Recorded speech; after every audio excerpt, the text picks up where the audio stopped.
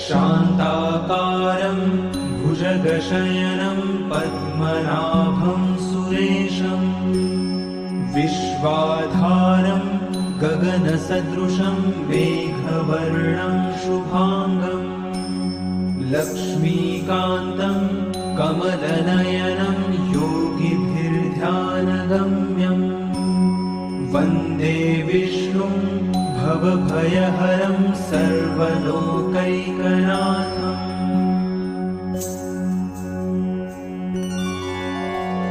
शान्ताकारं भुजगशयनं पद्मनाभं सुरेशं विश्वाधारं गगनसदृशं मेघवर्णं शुभाङ्गं लक्ष्मीकान्तं कमलनयनं